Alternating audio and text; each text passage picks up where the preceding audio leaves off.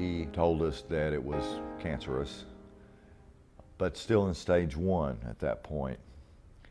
And he thought surgery could save me, but I needed to see an oncologist for a referral to a surgeon. In our first meeting with the oncologist, he told us that if they removed the tumor in the pancreas, it would save my life.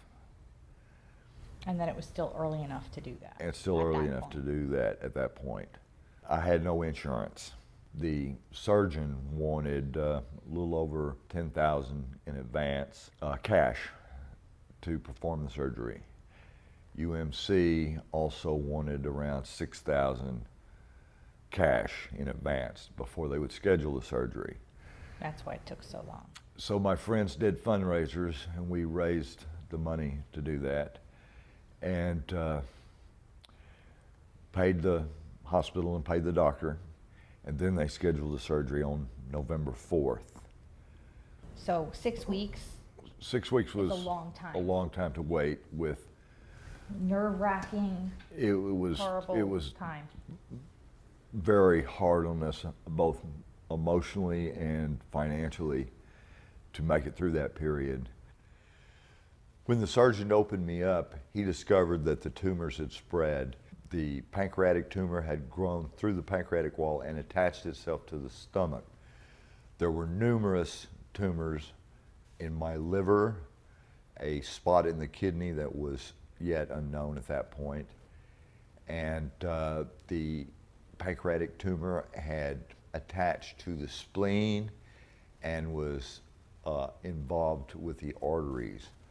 The bottom line was they had to pull the cameras out, pull their instruments out, sew me back up, and discontinue the surgery because it had spread.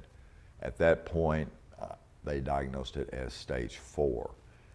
While I was still in recovery, the doctor took my wife Kathy to the side, told her to give me palliative care.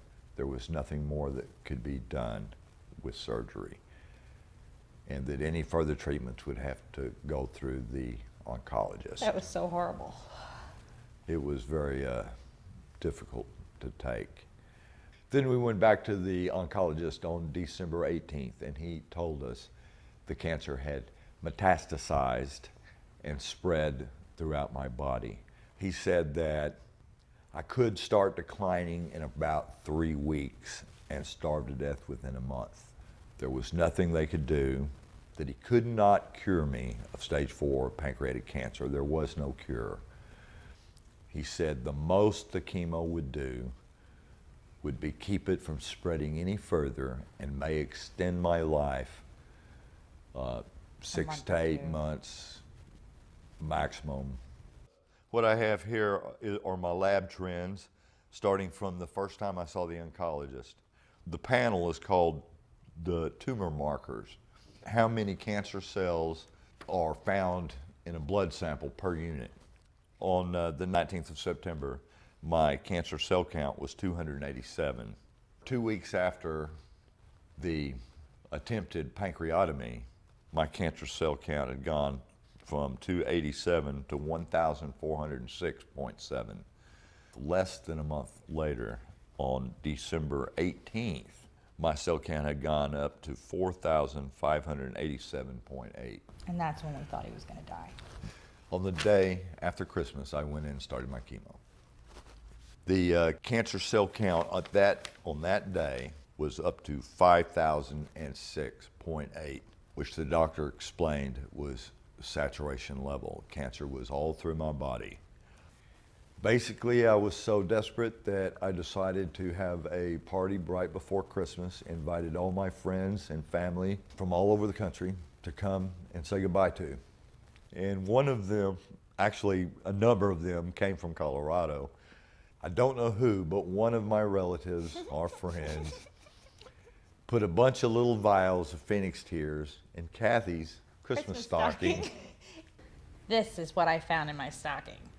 About 15 of these.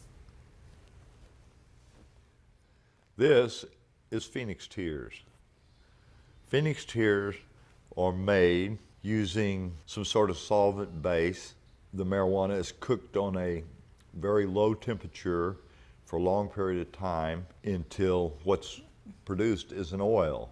It's very gooey. Very gooey. It doesn't taste very good. The only way for it to help cancer is for it to be ingested. The psychological effects caused by marijuana are not really present taking the Phoenix tears. When I first heard about it, I thought it was snake oil. I didn't believe it. I thought it was propaganda for the pro-marijuana legalization movement. But with such a bad prognosis that I would start declining in around 3 weeks and could be dead in a month, I figured at that point I had nothing to lose, including my reputation. So I began taking the Phoenix tears.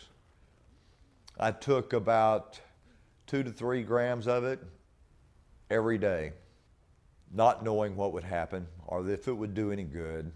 So I began searching for a medical marijuana doctor that could help me pursue this cure. Fortunately, I found a Dr. Kathleen Smith who helped me obtain my medical marijuana license.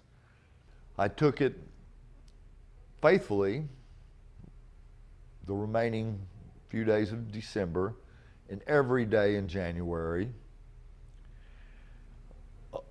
and didn't begin to believe it until my test came back in February. You still didn't believe it after those scans. Showing my He didn't believe cancer it. He thought cell there was an count error. was down. I thought it was an error. I still was believing what the oncologist and the surgeon had told me, and still could not believe either in the Phoenix tears or a divine miracle either. The Phoenix tears, along with the 2 chemo medications, gemcitabine and Abraxane, has definitely proved effective. I cannot say for sure whether the Phoenix tears could have done the same by themselves. I would like to say that, and that's what I believe. But the fact is, together, the 3 of those have eaten up, disintegrated my cancerous tumors. Multiple tumors in my liver are gone. My spleen, gone. My stomach wall, gone. My kidneys, gone. Only thing remaining is a very small portion of what was my pancreatic stage 1 tumor. At last count, my blood cell count had dropped to 312.2 on February 6th, to 80.1 on March 6th, to 42 on March 30th. Normal is 35. I will continue the Phoenix tears the rest of my life. I've already chosen to make that step. I will discontinue the chemo as soon as the tumors are gone. I believe the cannabis oil will control my tumor or cure it completely. He's doing so much better. He's working, he's driving, working, like going to work 5 days a week. He's playing with the kids. It's a miracle.